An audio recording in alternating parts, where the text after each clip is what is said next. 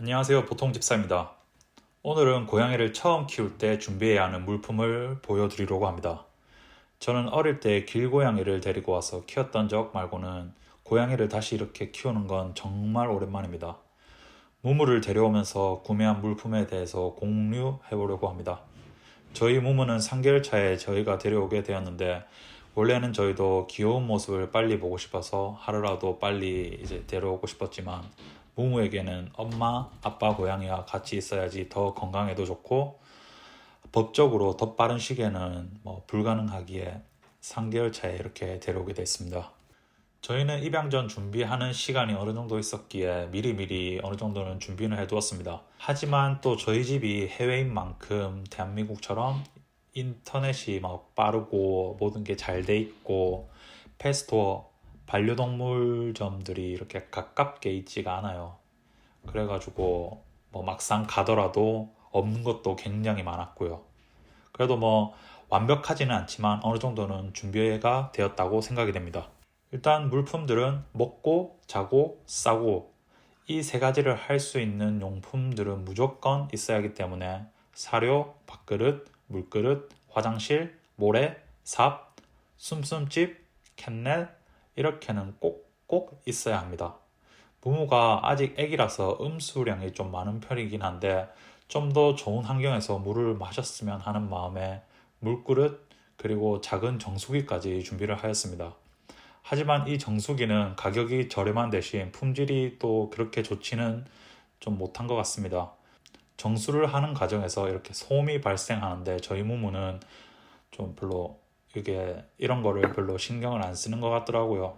그래도 혹시나 예민한 고양이를 입양을 예정 중이시거나 이미 입양을 하셨다면 좀 더 품질이 좋은 정수기를 사시는 걸 추천드립니다. 그리고 스테인레스 제품을 사용하면 고양이 턱드름이 많이 난다고 해서 이 그릇으로 선택하게 되었습니다. 음수량을 늘리기 위해서 물그릇 그리고 정수기를 하나하나씩 여러 개 좀 준비를 해봤습니다. 사료는 기존에 무무가 먹던 제품을 브리더님께 여쭤보고 그대로 구매를 했는데 기존의 로얄 캐닌 습식 사료를 구매해서 먹이고 건식 사료는 이것을 먹여줬다라고 하던데 저희는 페스토에서 이거를 구하지 못했어요. 그래가지고 거기 직원분께 제일 비슷한 것을 이렇게 추천을 해달라 해서 그거를 먹이고 있었는데 이게 음식이 그러니까 사료가 바로 바뀌어서 그런지 첫날에 좀 설사를 하더라고요. 그래서 수의사님께 문의를 해보니 사료가 바뀌면 그럴 수 있다고 하더라고요. 현재는 지금 괜찮은 상태입니다. 그리고 화장실은 오픈 타입형으로 구매를 했습니다.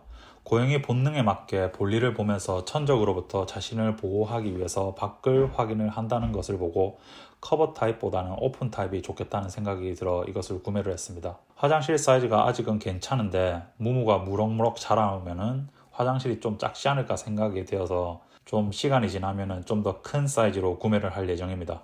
모래는 벤토나이트를 구입을 했고 무무가 사용하던 거에 제일 가까운 곳으로 구매를 했습니다.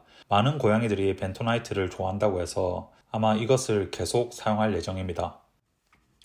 그리고 이 감자캐는 모래삽은 처음에 화장실을 구매를 했을 때 같이 이렇게 딸려왔던 그런 모래삽인데 이게 보시면은 구멍이 너무 커서 자잘자잘하게 부서진 형태를 걸러낼 수가 없더라고요. 그래서 저희는 구멍이 촘촘한 이런 삽을 하나 더 구입해서 이제 큰 거는 원래 이렇게 달려왔던 삽을 사용을 하고 자잘자잘한 것은 이 구멍이 촘촘한 형태의 삽을 이용을 하고 있습니다. 저희가 구매를 했던 스크래처는 하나가 있는데 알리익스프레스에서 이거를 구매를 했어요. 그래서 좀 생각보다 사이즈가 굉장히 작더라고요. 그래서 이거는 크고 견고한 거를 하나 더 구입할 예정에 있습니다. 그리고 저희가 또 로프를 이렇게 따로 구입을 했었는데 입구 쪽 계단 이거 뭐라지? 봉? 이쪽을 좀 감아놨어요. 나가고 들어가는 공간에 자기용의 표시를 많이 한다고 해서 꼭 필요한 공간이라고 생각되어서 이렇게 만들어 두었습니다. 그런데 다른 곳은 별로 사용하지 않더라고요. 딱히 침대, 소파, 의자 이런 곳에는 스크래치를 하지 않고 캣타워에 저희는 스크래쳐가 있어요. 거기에 이제 스크래칭을 좀 많이 하더라고요. 이건 모래 매트인데 접히는 방식이에요. 모든 집사님들은 아시겠지만은 벤토나이트 모래를 사용하신다면은 집이 정말 사막화가 되잖아요. 그리고 모래를 사용하고 화장실에서 냥이가 나올 때 발에 모래를 많이 묻혀서 나와요. 그래서 지금도 화장실 근처에 보면 모래가 좀 있는데 고양이 발바닥에 묻어서 나와서 그나마 여기서 발 약간 털고 갈 수 있는 용도로 사용한다고 하더라고요. 그래서 그런지 이게 있으니까 좀 덜 사막화가 되는 것 같아요. 원래는 저희도 숨숨집을 미리 주문을 했고 배송도 저희가 있는 지역까지 오고 있다고 해서 안심하고 무무가 집에 올 때는 무조건 도착하겠다 싶어서 안심하고 있었는데 배송이 더 이상 진행이 안 되더라고요. 그래서 문의를 해보니 배송비가 갑자기 올라서 배송을 하지 않았더라고 하더라고요. 그러면 물품을 받았다고 하면 자기네들이 엄청난 혜택에 쿠폰을 주겠다 이런 식으로 말하길래 그냥 취소를 해버렸습니다. 생각보다 여기 캣타워에 있는 숨숨집을 사용을 많이 해서 일단은 구매 예정 중에 있어요. 새로운 것은. 이건 무무 장난감들인데 대부분 잘 가지고 노는 것 같아요. 종이 박스, 종이 봉투 이런 것도 어마어마하게 좋아하고 그래도 나름 만족은 하면서 사용하고 있습니다. 그리고 이건 브리더님께서 선물로 주신 건데 소리가 나거나 움직임이 없어요. 그래서 그런지 좀 무무가 금방 질려하더라고요. 그리고 장난감은 비싼 제품보다는 합리적인 가격의 제품으로 자주 구입을 해서 바꿔주도록 할 예정입니다. 이것은 원래의 모습은 아닌데 무무가 물고 뜯고 놀다 보니까 금방금방 다 해지더라고요. 이번에는 위생용품. 이건 당장 급하게 꼭 사야 하는 건 아니어서 인터넷으로 구매를 하였습니다. 이거는 치약. 여러 가지 많이 찾아봤었는데 버박 치약이 닭고기 냄새가 난다고 해서 애들한테 호불호가 덜 갈린다고 하더라고요. 그래서 버박 치약으로 구매를 해봤고 이거는 송곳니 칫솔이라고 해야 되나? 이렇게 좀 다르게 생겼죠. 애들이 이를 닦을 때 쓰는 칫솔인데 굳이 고양이, 개 이런 게 아니라 사람 어금니 칫솔로 사용하시는 분들도 많이 계시더라고 하더라고요. 제가 동물병원을 갔을 때 아직 입양한 지 얼마 안 돼서 냥이에게 양치질을 시킨다면 스트레스 받을 것 같은데 언제쯤이 제일 좋을 것 같냐고 물어봤었어요. 수의사 선생님께. 근데 선생님이 아직 애기라서 이가 빠지고 다시 나게 되면 그때 관리를 잘 하면 된다고 하시더라고요. 나중에 할까도 생각을 했는데 나중에 크고 나면 이게 친숙하지 않아서 거부감이 많이 생길 것 같아가지고 양치질이지만은 좀 더 거부감을 없애는 훈련을 한다는 느낌으로 이렇게 칫솔질을 조금 해볼 생각입니다. 그리고 이거는 샴푸. 검색을 해보니까 강아지 거도 하이포닉이 굉장히 유명하던데 고양이 거도 마찬가지더라고요. 하이포닉이 좋다는 글이 많아서 하이포닉으로 구매를 했습니다. 아마존에 괜찮은 가격으로 판매를 했던 걸로 기억이 나요. 이거는. 이외에 기 청소하는 기 세정제는 일단 구매를 했는데 입양 첫날 기를 이렇게 유심히 봤었는데 기 안쪽에 피부면이 굉장히 예민하고 약한 부분처럼 이렇게 생겼더라고요. 그래서 동물병원 갔을 때 내가 어떻게 기를 관리하면 좋겠냐 이런 질문을 했었는데 지금 상태 너무 좋으니까 세정할 필요가 전혀 없고 혹시나 이물질이 발견되거나 하면은 세정제 사용하던 것보다는 병원을 먼저 방문해서 문제가 어떤 것이 있고 확인을 하고 사용을 할지 안 할지 결정을 하시자고 하시더라고요. 그래도 저는 이미 구매를 했기는 했지만은 혹시나 고양이를 입양하시기 전이신 분들은 이건 당장 급한 건 아니니까 정말 사용하셔야 하는 상황이 오면은 그때 수의사님의 처방을 받고 하시는 거를 추천드립니다. 발톱깎이도 인터넷으로 주문을 했는데 아직 세관 통과가 안 돼서 택배를 받지 못한 상황입니다. 하지만 제가 사는 곳에서는 동물병원에 구독 서비스 같은 것이 존재해서 다달이 일정 금액을 결제를 하면은 주기적으로 건강검진 그리고 진료 발톱 정리 등을 이렇게 해주기 때문에 정 안 되면 바로 동물병원 가서 발톱을 이렇게 정리할 예정입니다. 그리고 이동장.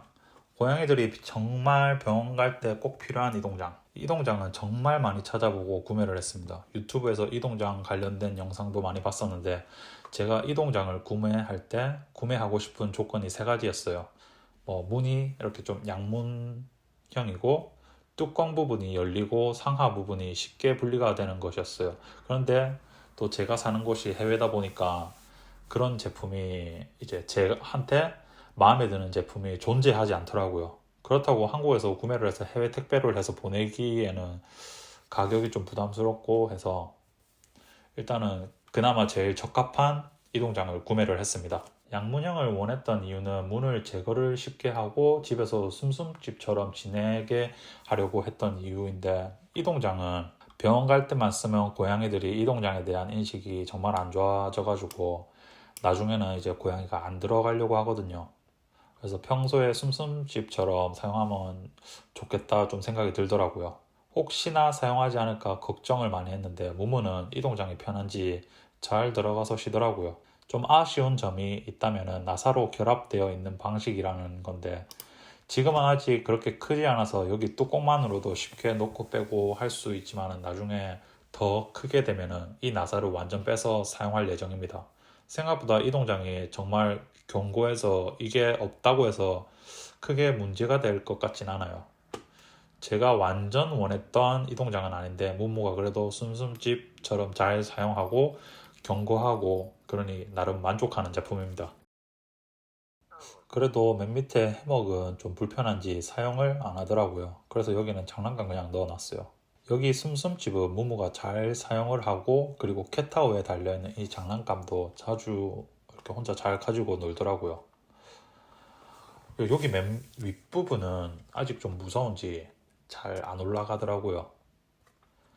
캣타워 같은 경우는 한번 구입을 하시면 정말 오래 사용을 해야 하는 것이기에 꼭 견고하고 양에게 정말 좋은 제품을 구입하시길 바랍니다. 여기까지 고양이 처음 키울 때 필요한 물건들을 소개를 했습니다. 이 정도는 진짜 고양이 처음 데려올 때 꼭 있어야 해 하는 물품 정도라서, 사실 이거 말고도 고양이 용품이 완전 무궁무진한 걸로 알고 있어요. 아직까지는 무무가 불편함 없이 사용을 잘 하고 있어서 이 정도는 유지를 하면서 그때그때 필요하다고 생각되면 더 구입해서 무무에게 더 좋은 환경을 만들어줄 생각입니다. 그럼 여기까지 시청해주셔서 감사합니다.